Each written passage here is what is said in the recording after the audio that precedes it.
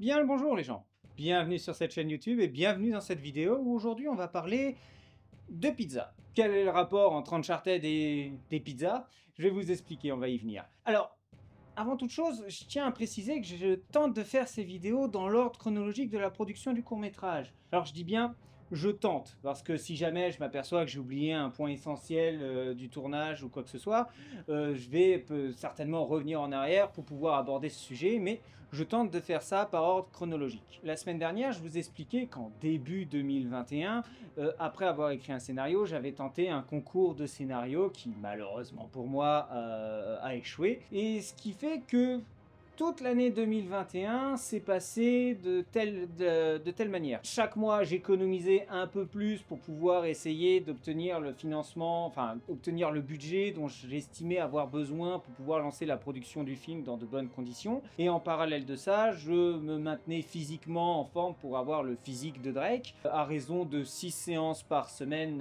d'1 h 30 à 2 heures de muscu par jour, 6 fois par semaine, sauf le dimanche qui était une journée de repos, et d'ailleurs qu'il l'est toujours parce que je continue à m'entraîner, avec une alimentation à côté très suivie, 6 jours par semaine, et ce qu'on appelle un cheat meal dans le discours, dans le jargon des go muscu, ce qu'on appelle un cheat meal, un repas de triche, un repas plaisir, le dimanche pendant mon jour de repos. Mon cheat meal, c'était toujours un peu la même chose. Voilà, c'était une pizza que j'allais acheter à la pizzeria à côté de chez moi, à 5 minutes, toujours la même pizza. Ce qui veut dire que quand j'arrivais, j'avais même pas besoin de dire ce que je commandais comme pizza, il l'a préparé immédiatement, et voilà, je ressortais 5 minutes après de la pizzeria avec ma grosse méga raclette sous le bras, en mode voilà, on va se faire plaisir. Et ça s'est passé comme ça pendant toute l'année 2021, semaine après semaine, mois après mois, jusqu'à janvier 2022. Un soir en semaine, une journée où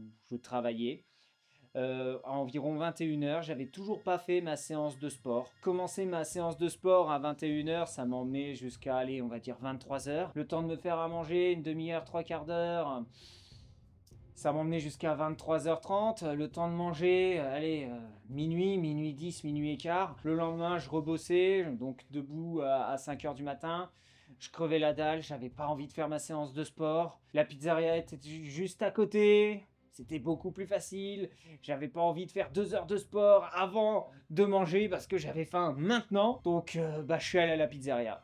J'ai cédé. C'était pas la première fois que je commençais ma séance de sport à 21 h, mais jusque-là, j'avais pas encore cédé. Mais ce soir-là, j'ai cédé parce que c'était un peu une soirée coup de blues dans le sens où je savais pas quand est-ce que je pourrais lancer la production du film, je savais pas dans combien de temps je pourrais le commencer, et puis c'est pas pour une pizza que je vais ruiner mon physique, c'est pour ça que j'y suis allé. Et du coup, je suis allé à la pizzeria, et pendant qu'il me préparait la pizza, le patron de la pizzeria m'a demandé si je connaissais pas quelqu'un qui accepterait de livrer des pizzas en soirée, en week-end, le vendredi, samedi, dimanche, et parfois aussi, quelquefois en semaine, si jamais il y a besoin. Et je me suis dit, mais pourquoi pas moi? Pourquoi pas moi? Je peux le faire, je peux largement le faire. Dans mon boulot principal, je suis facteur à la poste. Mon job en tant que facteur à la poste, c'est être facteur volant. Ça veut dire que je remplace les facteurs pendant leur journée de repos, pendant leur semaine de vacances, et je tourne sur toutes les tournées. Je suis là où je travaille, le seul qui connaît toutes les tournées parce que je suis le meilleur, tout simplement, hein. Mes collègues regarderont cette vidéo et je pense qu'ils vont rigoler un peu, mais c'est la vérité. C'est la vérité. Donc, mais même avant ça, avant d'arriver à la poste, quand j'habitais chez mon oncle, ma tante et mon cousin. Mon cousin avait monté son entreprise de distribution de publicité et on a distribué les trois quarts du Loiret. On commençait le lundi matin très tôt et on terminait le dimanche soir très tard. Donc, je connaissais partout. Donc j'avais pas de difficulté à distribuer des pizzas. Enfin, je voyais aucune difficulté à distribuer des pizzas. Mais j'ai quand même pas dit oui tout de suite. Je me suis laissé le temps de la réflexion. J'ai dit au patron de la pizzeria, écoute, je te recontacte dans la semaine, je te dis si oui ou non, si c'est bon pour moi. Parce qu'en fait, l'idée de travailler le vendredi, le samedi soir et le dimanche soir, c'est pas forcément une idée qui m'enchantait vraiment en fait. Parce que comme je vous l'ai dit, avant de rentrer à la poste, j'étais livreur de publicité. Publicité de merde. je tiens à le dire. Et du coup, ce que je faisais, comme je vous ai dit, on commençait très tôt le matin, on terminait très tard le soir, tous les jours.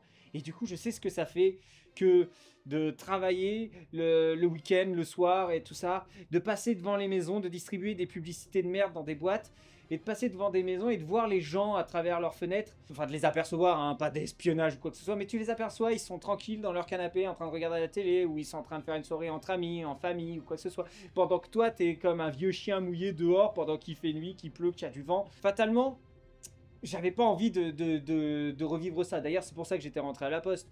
À la poste, voilà, passer de boîte aux lettres en boîte aux lettres, je savais faire, mais au moins j'avais un salaire qui me permettait de louer un appartement et de pouvoir prendre mon indépendance. Ça me permettait d'avoir des horaires fixes, de récupérer mes week-ends. Et là, je m'apprêtais à reperdre mes week-ends, à retravailler toute la journée, distribution, à enchaîner sur 2 boulots, simplement pour Uncharted. Mais après réflexion, je me suis dit, mais t'auras pas d'autres occasions de pouvoir financer ton court-métrage, quoi.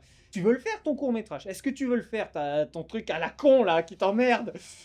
Oui, t'as pas le choix. J'ai pas eu le choix. Et j'ai dit oui, en fait. J'ai tout simplement dit oui.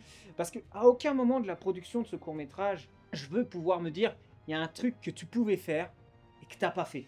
En fait, à aucun moment je voulais avoir ce regret-là. D'ailleurs, c'est pour ça que j'ai tenté le concours de scénario. Le concours de scénario, je savais qu'avec les droits d'auteur et tout ça, j'avais très peu de chances de pouvoir me faire financer mon court-métrage. Mais je l'ai tenté quand même parce que même s'il n'y avait pas beaucoup de chance, même s'il y avait quasiment aucune chance, et tout tenait là en fait, dans le mot quasiment. Je voulais pas pouvoir me dire, voilà, t'as pas essayé, alors que ça se trouve, si ça se trouve, t'aurais pu te faire financer, t'aurais pu avoir un bon budget pour pouvoir faire ton film.